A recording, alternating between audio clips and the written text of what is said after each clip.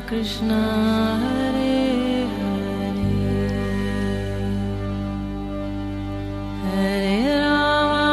हरे राम राम राम हरे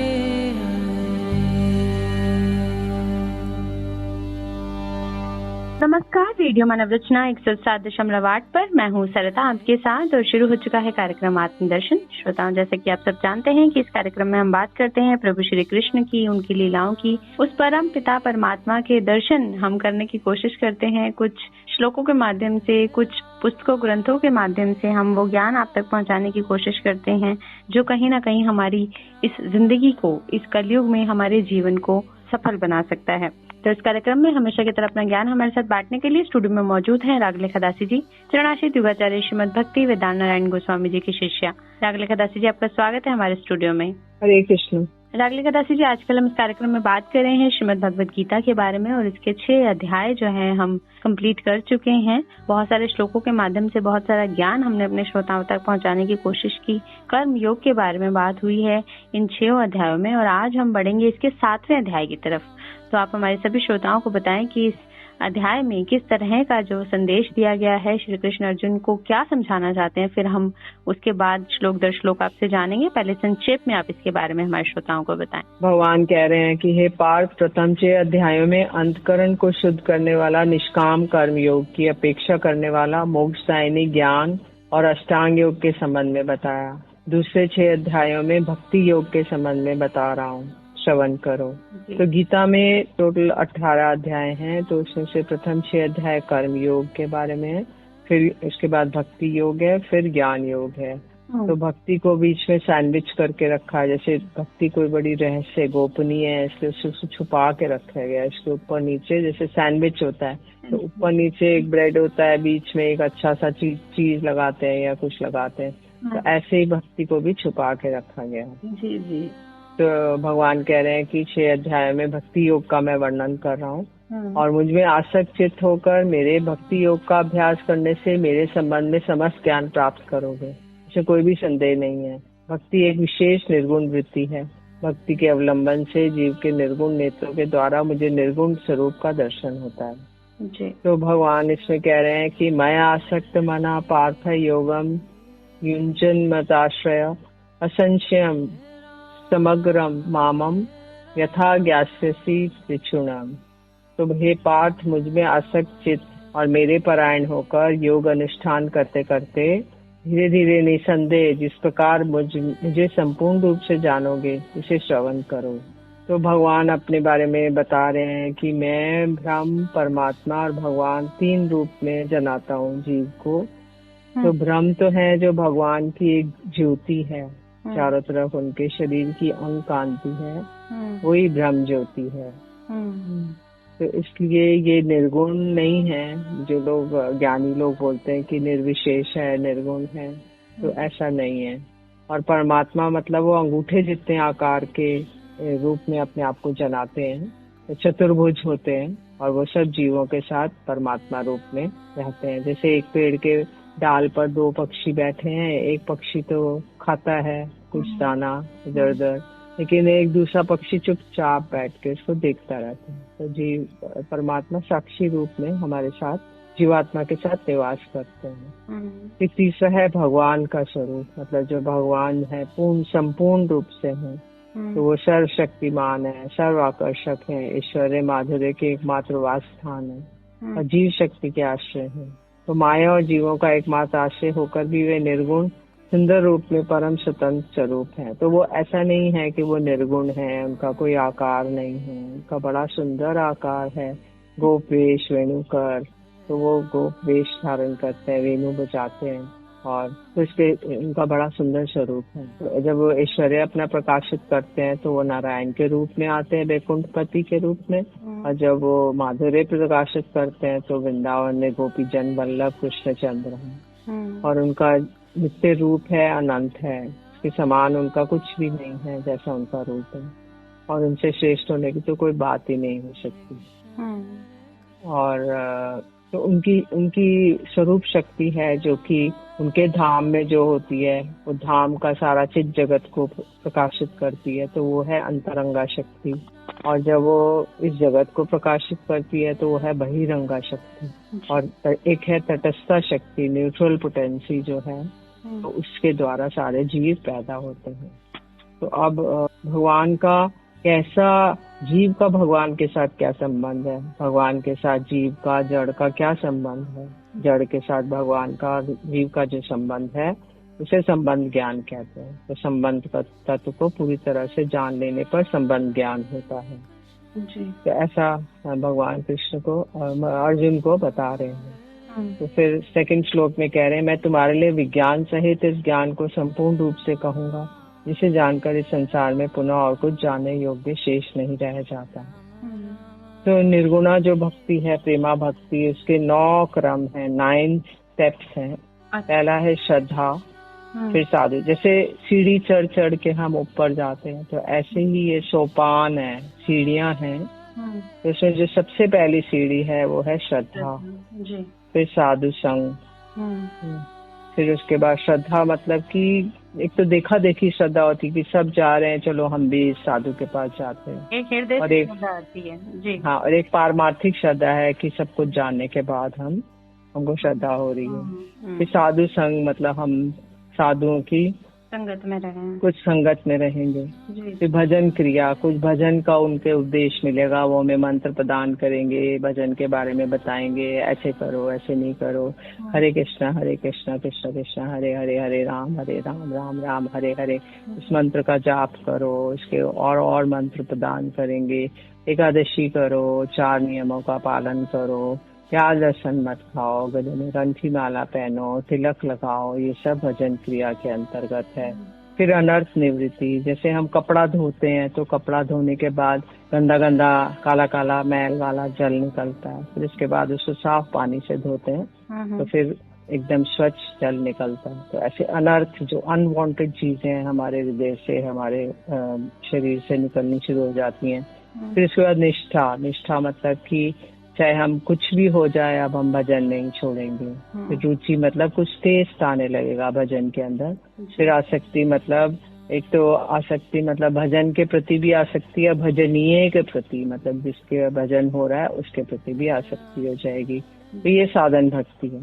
उसके बाद भाव भक्ति आएगी, इससे और ऊपर की स्थिति है। इसमें साधक शरीर छोड़ देगा और भगवान का अपना स्वरूप के बारे में जानेगा। फिर है प्रेम भक्ति। तो इसलिए ये साधन भक्ति, भाव भक्ति, प्रेमा भक्ति संपूर्ण रूप से ये विज्ञान है। भगवान कह रहे हैं कि मैं इस विज्ञान को संपूर्ण रूप से कहूंगा और इसके बारे में जानने के बाद कुछ भी जानना शेष नहीं रहेगा। जी, बहुत ही सुंदर वर्णन चल रहा है। और आज 7वां अध्याय जो है हमने श्रीमद् भगवत गीता का प्रारंभ किया है। भक्ति योग का वर्णन इसमें किया जा रहा है कि जीव जड़ का भगवान से क्या संबंध होता है और किस प्रकार की भक्ति होती है, कितने प्रकार होते हैं, किस तरह का एक भक्त का स्वभाव होना चाहिए, वो सब हम जानेंगे इस अध्याय के अंतर्गत। लेकिन अभी लेते हैं एक छोटा सा ब्रेक, सुनते हैं एक प्यारा सा भजन, फिर लौट कर आते हैं। आगे और भी बहुत कुछ जानेंगे रागलिका दास जी से इसके अंतर्गत। लेकिन अभी के लिए सुनिए एक प्यारा सा भजन और जुड़े रहिए रेडियो मानवरचना 107.8 के साथ कार्यक्रम आत्मदर्शन में। Feel good, feel live. मधुरा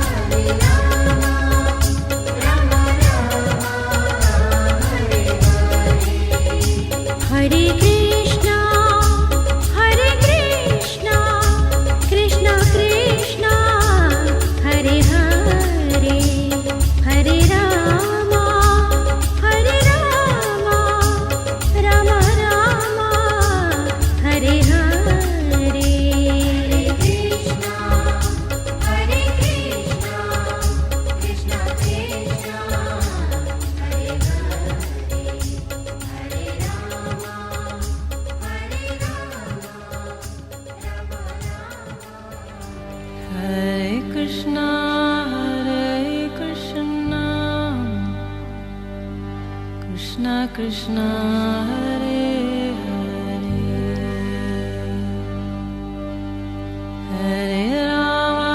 Hare Rama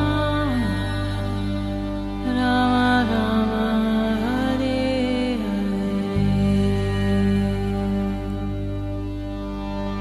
स्वागत है आप सभी का एक बार फिर रेडियो मानवरचना 107.8 पर। मैं हूं सरिता, आपके साथ कार्यक्रम है आत्मदर्शन, जिसमें आज बात हो रही है श्रीमद् भगवत गीता के अंतर्गत 7वें अध्याय के बारे में, जिसमें भक्ति योग का वर्णन किया गया है। पहले 6 अध्याय हमने जाने रागलिका दास जी से, जिसमें कर्म योग की बात की गई, और अब अगले 6 अध्यायों में हम जानेंगे भक्ति योग के बारे में। साधन भक्ति के बारे में बताया, अभी 9 प्रकार उसके बारे में बताए, कैसी श्रद्धा होनी चाहिए, साधुओं का संग कितना जरूरी है, क्या भजन क्रिया, क्या मंत्र, कौन से नियमों का पालन, निष्ठा, आसक्ति, इन सब के बारे में रागलिका दास जी ने अभी बताया। अब आगे बढ़ेंगे इसके अगले श्लोक की तरफ और जानते हैं रागलिका दास जी से इसके बारे में। जी, तो तीसरा श्लोक जो है वो इसके बारे में बता रहे हैं कि जिस ज्ञान का ऐसा महान फल है, वह भगवान की कृपा के बिना मनुष्य को प्राप्त होना बहुत कठिन है। तो हजारों लोगों में से कोई एक सिद्धि के लिए यत्न करता है, और यत्न करने वाले सिद्धों में भी कोई एक मुझे स्वरूपतः जानता है। तो हजारों कितने लोग तो इसको सबको इग्नोर कर जाते हैं कि होगा कुछ ज्ञान हमें नहीं प्राप्त करना, हम तो अपना ब्रेड एंड बटर की चिंता करेंगे। लेकिन कुछ लोग इसमें से, हजारों लोगों लाखों लोगों में से कोई एक सिद्धि के लिए, भगवान को जानने के लिए प्रयास करता है, और बहुत सारे प्रयास करने वालों में से कोई एक ही मुझे ठीक रूप से जान पाता है। तो इसलिए भगवान ऐसा कह रहे हैं कि जो मुझ श्याम सुंदर मुरलीधर के तत्वता उनको जान पाता है, वे मुझे साक्षात अनुभव कर पाता है। इसलिए गानों के जो निर्विशेष भ्रम है, तो उस आनंद की अपेक्षा भक्तों का जो सविशेष जो आनंद है वो हजारों गुना अधिक है। तो उसके बाद चौथा श्लोक कह रहा है कि भगवान अपने संपूर्ण ज्ञान को बताने के लिए पहले अपनी अपरा शक्ति का वर्णन कर रहे हैं। तो अपरा शक्ति है मतलब जो ये माया जगत, जो जड़ जगत है, तो उस शक्ति का वर्णन कर रहे हैं। तो वो कहते हैं, भगवान कहते हैं मेरी बहिरंगा शक्ति किस किस चीज तत्वों की बनी है? भूमि, जल, अग्नि, पवन, आकाश, मन, बुद्धि, अहंकार, 8 भागों में विभक्त है। भूमिर आपो अनलो वायु खम मनो बुद्धि रेवच अहंकार इतियम में भिन्ना प्रकृति अष्टधा। तो इसलिए भगवान कह रहे हैं कि देखो, क्योंकि हमारा जो शरीर है वो भी पंच तत्वों का सब जानते ही है बना हुआ है, और बाहर भी प्रकृति में है पंच तत्व है, और जो शरीर के अंदर एक सूक्ष्म शरीर है मन बुद्धि अहंकार, एक तो स्थूल शरीर है 5 तत्वों का, और जो सूक्ष्म शरीर है वो 3 तत्वों का बना है। तो इसलिए 8 तत्व हो गए, जो कि मेरी बहिरंगा प्रकृति जो ये जड़ जगत है, तो हमारे अंदर भी वही है बाहर भी वही है। तो ये 8 लेयर है जो इस ब्रह्मांड में कवर अप करती है। जैसे एक अंडा होता है तो उसमें शेल होता है, एग शेल, ऐसे ही ये जो शेल है 8 लेयर्स का बना हुआ है। अच्छा। तो ये जो 8 लेयर्स है इसको पार करना असंभव है, बिना मेरी कृपा के इसको पार नहीं करा जा सकता है। जी जी। तो इसलिए भगवान ये सबका ज्ञान प्रदान कर रहे हैं। फिर उसके बाद 5वें श्लोक में बता रहे हैं, भगवान अपने उपयुक्त निकृष्टता शक्ति से श्रेष्ठ जीव शक्ति का वर्णन कर रहे हैं। तो ये जो माया शक्ति है ये उनकी निकृष्ट शक्ति है, क्योंकि ये नॉन लिविंग है, ये जड़ है और इसके अंदर कोई जीवित चेतना नहीं है। तो इसलिए उससे भी श्रेष्ठ जो शक्ति है वो है जीव शक्ति। जो जीवात्मा, जो जीवात्माएं हैं वो श्रेष्ठ हैं, क्योंकि सच्चिदानंद भगवान है, उन्हीं का एक अंश है जीवात्मा। तो ये जो 8 भेदों वाली जड़ा प्रकृति निकृष्टा है, उससे उत्कृष्ट जीव रूपी मेरी एक और प्रकृति जानो, जिसके द्वारा ये जगत अपने कर्म के द्वारा भोगने के लिए ग्रहित होता है। तो इसलिए क्योंकि उत्कृष्ट इसलिए है क्योंकि वो चेतना के द्वारा जगत को धारण कर रही है, क्योंकि जो बाकी जो बहिरंगा शक्ति के जो 8 बताए वो उसके अंदर चेतना नहीं है, लिविंग नहीं है वो, और ये जो है आत्मा ये लिविंग है। जी जी। तो इसलिए उसमें एक श्रीमद् भागवतम में एक चित्रकेतु महाराज और जय विजय का कभी भी पतन नहीं हुआ, और भगवत प्राप्ति के लिए उन्होंने जगत में प्रकट होकर उन्होंने बद्ध जीव का अभिनय किया था। इस जगत में कृष्ण सेवा में निमग्न जीव बलदेव प्रभु से और उनके अभिन्न स्वरूप महासंकर्षण से प्रकट होते हैं। तो जिस जगत में वो जो चिन्मय धाम है वहाँ पे बलदेव प्रभु जो बलराम जी हैं वहाँ से जीव प्रकट होते हैं, क्योंकि यहाँ तो जीव जो है वो तटस्थ शक्ति से उत्पन्न हो रहे हैं, लेकिन वहाँ के जीव बलदेव प्रभु से उत्पन्न हो रहे हैं, और ये सारे नित्य मुक्त जीव होते हैं, उनका पतन कभी भी नहीं होता है। फिर 6वें श्लोक में कह रहे हैं कि भगवान ही जगत की सृष्टि या प्रलय के कारण है। तो समस्त भूतों को पूर्वक मेरी दोनों प्रकृतियों से उत्पन्न जानो, मैं समस्त जगत का सृष्टा और संहार करता हूँ। तो भगवान कह रहे हैं कि मैंने ही जगत की सृष्टि किया और मैं इसका संहार भी करूंगा, इसकी स्थिति भी करूंगा और प्रलय भी करूंगा।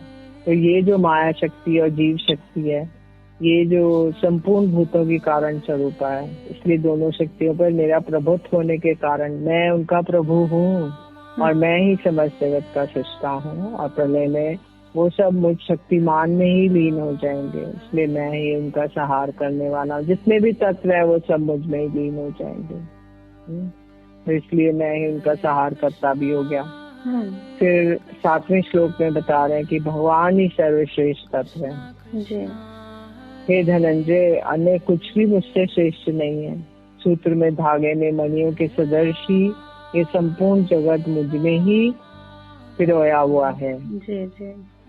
तो बोल रहे हैं कि जैसे सृष्टि और प्रलय को स्वतंत्र कारण बता रहे हैं, किंतु वो कह रहे हैं कि नहीं, मैं ही हूँ इसका कारण, सृष्टि करने का भी, प्रलय का भी, स्थिति करने का भी। मैं उनका पालन भी करता हूँ, उसके बाद उनको प्रलय भी कर देता हूँ।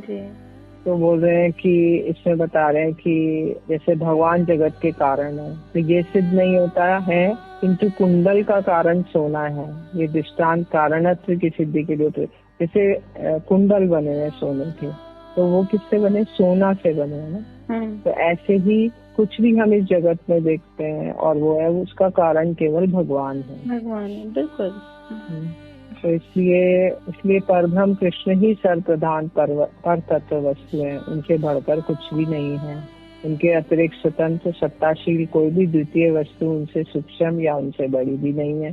तो इसलिए कोई भी और व्यक्ति ऐसा कोई नहीं है जो कि इतना इंडिपेंडेंट हो और कोई उनसे बड़ा हो या उनके समान हो, ऐसा कुछ भी नहीं है। तो उनसे शेष किसी अन्य की सत्ता को स्वीकार नहीं किया जा सकता, इसलिए ब्रह्म तत्व के बराबर और उनसे बढ़कर कुछ भी नहीं देखा जाता है। तो श्लोक नंबर 8 जो है वो बता रहे हैं कि भगवान सबके कारण स्वरूप सब में स्थित हैं। उनके उदाहरण स्वरूप ये अपनी कुछ विभूतियों का 5 श्लोकों में वर्णन करें। तो भगवान अपनी विभूतियों का बता रहे हैं कि मैं सबका कारण हूँ, तो मेरी क्या क्या विभूतियाँ हैं। तो बोलते हैं, हे कुंती पुत्र, मैं जल में रस हूँ। जैसे जल होता है, उसका स्वाद आता है, तो वो रस जो है मैं मेरी वजह से है। सूर्य और चंद्र की मैं ज्योति हूँ।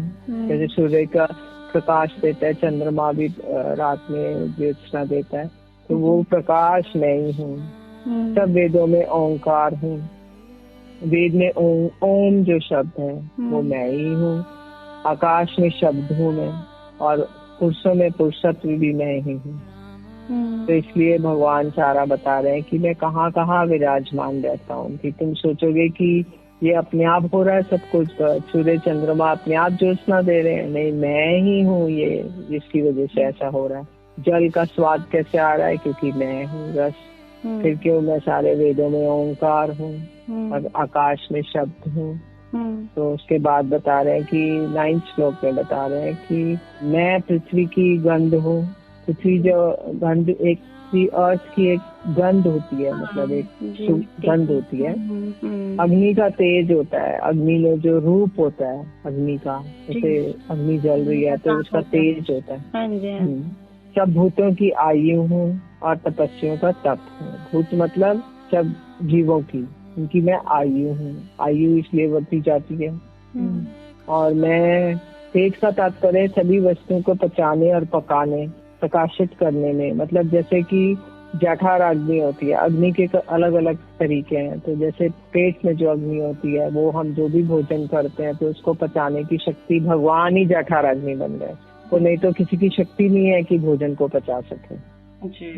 और शीत में, जैसे शीत से हम एकदम ठिठुर रहे हैं, तो वो भगवान ही अग्नि रूप में हमें प्राण करते हैं। और इसलिए मैं सर्दी, गर्मी, दुख, सुख आदि इन सब द्वंद्व धर्मों को सहन करने की शक्ति देता हूँ। मैं आयु रूप हूँ, आयु मैं ही हूँ। तो इसलिए सब तप का यही तात्पर्य है। जी। बहुत ही खूबसूरत वर्णन 7वें अध्याय में किया जा रहा है। भक्ति योग की शुरुआत हो चुकी है और बहुत ही सुंदर विभूतियां जो हैं अभी रागलिका दास जी ने हमें बताई कि हम सभी जानते हैं कि पृथ्वी के हर कण में, इस पूरे ब्रह्मांड के कण कण में प्रभु का वास है, परमात्मा ही है जो सब कुछ करता है। और ये विभूतियां जैसे जल में रस हूँ, सूर्य चंद्र की ज्योति, ओमकार है वेदों में, आकाश में शब्द है, पृथ्वी की गंध है, अग्नि का तेज है, तपस्वियों का तप है, भूतों की आयु है। और इस बात को कोई नकार नहीं सकता। चाहे हमारी पुस्तकों में, ग्रंथों में हम लिखते हैं, हमारी पुस्तकों में, ग्रंथों में हमने पढ़ा है, हम सुनते हैं, लेकिन हम अपने जीवन में भी इसका आभास कर सकते हैं कि हम कुछ भी नहीं हैं। अगर वो जीवात्मा हमारे अंदर है, उस प्रभु का अंश हमारे अंदर है, तभी ये हम लोग जो है इस सृष्टि में रह पा रहे हैं। लेकिन हमें अपने कर्मों से जो है इस प्रभु को प्राप्त करने की कोशिश करनी है। अच्छे कर्म करेंगे तो हमारे आगे आने वाले जीवन जो है वो सार्थक सिद्ध होंगे और किस तरह का जीवन हमें जीना है। इन स्पिरिचुअल प्रोग्राम्स के माध्यम से, इस आध्यात्मिक कार्यक्रमों के माध्यम से हम आप तक ये ज्ञान पहुंचाने की कोशिश करते रहते हैं। एक ही हमारा इसमें मकसद है कि आप सभी जो है उस प्रभु से जुड़े, भक्ति को अपनाएं, क्योंकि भक्ति से बड़ा कोई योग नहीं है। और इस कार्यक्रम में आज बस इतना ही। अगले एपिसोड में इस अध्याय को आगे कंटिन्यू करेंगे, जारी रखेंगे, लेकिन आज का वक्त हो चुका है आपसे इजाजत लेने का। तो रागलिखा दास जी, आपका बहुत बहुत शुक्रिया हमारे स्टूडियो में आने के लिए। हरे कृष्ण। तो श्रोताओं, आज के लिए हमें इस कार्यक्रम से दीजिए इजाजत और सुनते रहिए रेडियो मानव रचना 107.8 पर आने वाले अन्य कार्यक्रमों को भी। Feel good, feel live.